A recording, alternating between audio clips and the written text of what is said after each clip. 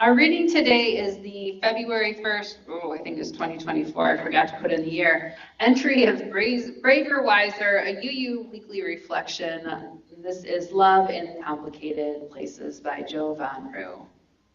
They always begin with a quote, followed by a reflection, and then a prayer. The quote is from Zora Neale Hurston, "Love can make your soul crawl out from its hiding place." Joe writes, "As a child, I didn't always have access to the basic necessities for thriving. We often didn't have food to eat. At times, we were homeless. As you can imagine, I sometimes showed up to school wearing dirty clothing and smelling unpleasant. I was the brunt of jokes, the target of bullying, and generally kept my head down trying to get through each day. I was not very good at school. Because of my ineptitude for learning, most of my teachers didn't pay much attention to me, especially because I was my mother's daughter. Most of my teachers had her as a struggling student too. I knew myself to be a frustration for most of my teachers, at least that's how they made me feel, who seemed to avoid me as much as possible. My 5th grade teacher was called Mrs. Fong. She was a formidable woman who did not tolerate any shenanigans. Though she was never unkind toward me, I was terrified of her. One day after class, Mrs. Fong pulled me aside and said, "Do you know what deodorant is? It's time for you to start wearing some." I was absolutely mortified that a teacher had to tell me to wear deodorant. But when I recently was asked about a time when someone stuck their neck out for me, Mrs. Fong was the first person I thought of. It's funny how perspective changes over time. Something that once seemed mortifying now strikes me as a gesture of caring, of love. Love shows up in soft, easy, comfortable places. A new baby in the delivery room, a meal train when you're ill, a hug, or the sweet smile of a stranger. But here's the thing, love shows up everywhere. We don't always recognize it, but love shows up even more in the messy, vulnerable places. Love shows up in the form of a friend seeking forgiveness. Love shows up every time we interrupt bad, oppressive comments and jokes. Love shows up in complicated conversations, and for me, love shows up in the simplicity of a teacher awkwardly reminding me about deodorant. Her prayer. Spirit of life and love, help us to open our souls so that we may recognize where your spirit exists in our lives, especially the messy, complicated places where it's harder to find. Kristina, they're trying to find a sound. Somebody's got music playing. It's just a moment. Somebody's playing something. Probably someone's phone is playing music that they're trying to find to silence. It's not my phone. We got it? Yay! I still hear it. Still there. We found it. Someone getting it all. It's nice music. Very nice. I miss it. Thank you. I guess the soundtrack wasn't helpful for my service. He drew a circle that shut me out, heretic rebel, a thing to flout. But love and I had the wit to win. We drew a circle that took him in. You may already be familiar with this poem by Edwin Markham titled Outwitted. You use love it because it so beautifully expresses our theology, our universalist heritage. A theology so big and full of grace that I doubt that we, in our smallness, can truly fathom it. But drawing the circle a little wider is something that we can understand. Several years before I made my way to considering a church home, I made my way on another journey. I had already begun the journey inward, learning about myself, my shortcomings, my possibilities, my healing. I found, in a way that seems by accident or as fate saw fit, a community where I was held without question, without pressure, without judgment, and offered support. Looking back, it was quite similar to what Markham described, a circle that shifted to become larger, better, more loving than it was before, one that opened to hold me in it. There was a community of people who are brilliant at creating a brave space where people are encouraged to be open and honest and to receive that openness and honesty with the belief and the understanding that only comes through the most challenging of circumstances and the knowledge that their lives depended on it, because they did and they do. After a couple of years, I moved on from that place, and some months later, I found myself with a deep soul longing for a spiritual home, the kind that makes a person restless on the inside. I wanted a place where I belonged, where I would be held, where I would be transformed. Some months after that, I began the exploration and found my way, after repeated coaxing by a friend and convinced by a love-based, not God or Christ-based wedding ceremony, into Unitarian Universalism. The congregation I entered into welcomed me to make my own space there, and as is the way of our people, before I knew it, I was involved in leadership with our Covenant Group program, as well as chairing the Social Justice Committee, among other things. I wanted to be involved. I wanted to give to others that which had been and would be so freely given to me. I wanted to know and be known. I was committed to helping build our congregation and to be of service. Eventually, I found my way and my call to ministry, and so to seminary. As I entered, I was cautioned that if there was anything else I could do, I should. I was told to be prepared for a harder journey than I could anticipate. Sometimes people will remark on what a choice I made it was to become a minister, as if they really have any understanding of this work that I do, and I will reply simply that there was no decision-making involved. It's a fire that burns in my bones and which will not rest if this is not my work. The world turned to ash before my eyes, and I chose life instead.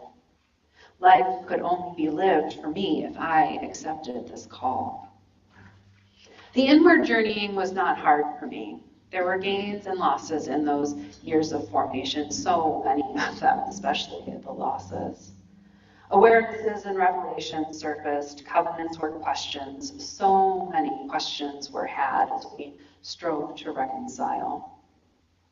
While those in my cohorts were mostly wonderful, what seminary taught me ultimately was that Unitarian Universalism would never fail me.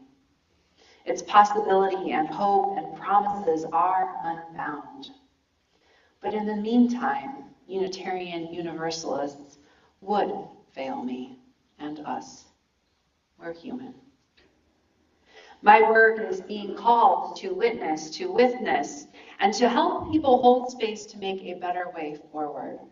I don't know if anyone would choose to have their hearts broken again and again, but that's an unspoken part of what it means to be a minister. It's a consequence of being called to be fully present to what it means to be human, and a faith that calls us to be in relationship with one another, and we sometimes forget that these relationships are sacred. That is one of my core beliefs, that our relationships are sacred, and a belief that is inherent to our faith, which calls us to try to express our commitment to being in relationship with one another in our covenants. It perhaps has not escaped your notice that Unitarian Universalism isn't an easy faith to talk about. Anytime anyone asks what we believe, I will myself not to roll my eyes or sigh too heavily as I reply, "That's not really how it works for us," or "a better question is probably how we practice what we believe," which will surprise no one here, often makes people's eyes glaze over a bit. Probably as long as there have been elevator speeches, UUs have been trying to work out ours. if you only had 15 seconds in an elevator with another person and they asked what Unitarian Universalism was, how would you answer? Well, probably about 11 years ago, actually, maybe, when Twitter was young and full of hope and still called Twitter and kept a strict 140-character limit, 6-word stories became a popular exercise. From there, ministers began challenging each other and people of faith and no faith to write their 6-word stories of faith. If you can work that out, you probably win a 15-second elevator conversation. So one 6-word story that we could write about Unitarian Universalism is God is one, God is love, which would incorporate the theologies of the two denominations that chose to bind themselves together in 1961. God is love is even engraved in the outdoor pulpit at Ferry Beach, a historically Universalist retreat and conference center in the state park, the sanctuary set among the trees. Love has even become a synonym by which God is referred to among our people, although not only for our people. In many places, love continues to be the value UUs hold most dear and identify as the center of our faith, as was noted in the UUA's Article 2 Bylaws revision, the section where our principles and sources used to be listed. Although I came up with other options when I wrote my first 6-word story of faith, we are here to build love's house is the one I come back to again and again. To use only 6 words to describe everything you believe and know is asking a lot. And yet, despite the length of services, we can accomplish and communicate much. So we're going to exegete this phrase, take it apart and study it and see what we learn.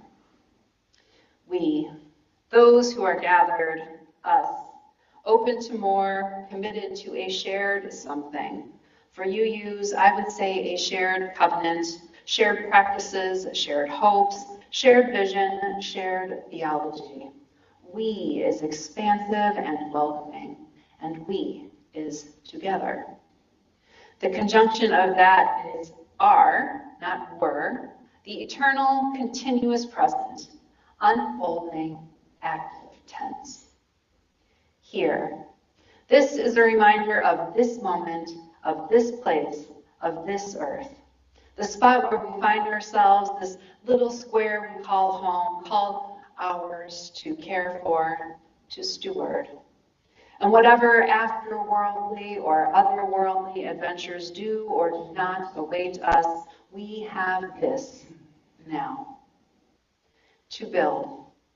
This was instinct. To build because that is the work.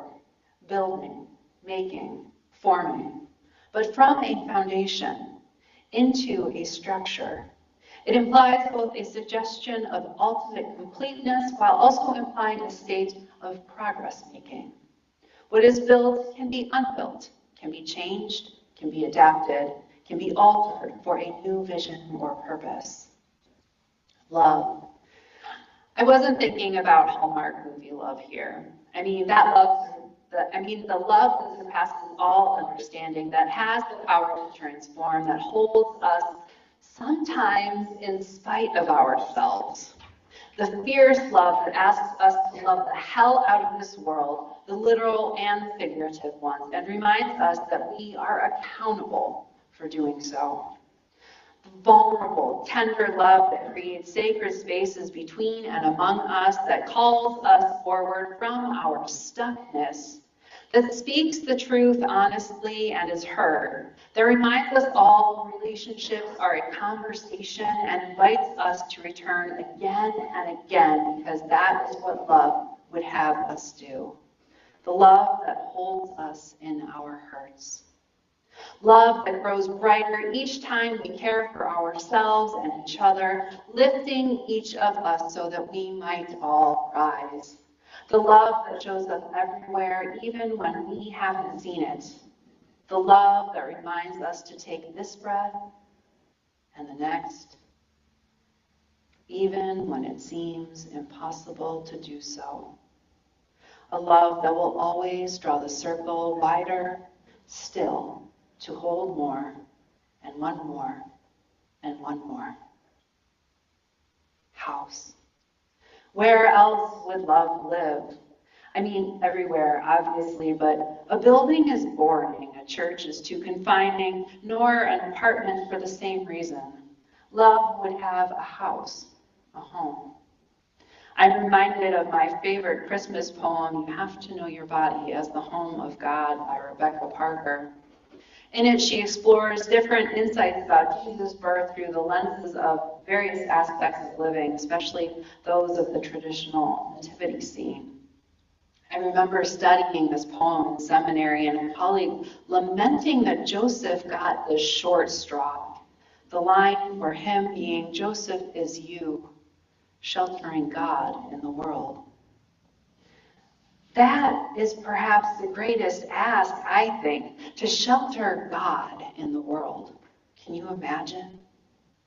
Love's house is where we shelter God, love in the world, and where love in return also shelters us, a sanctuary, a place where we are held in love's image, where the love is not whole if it is of your understanding.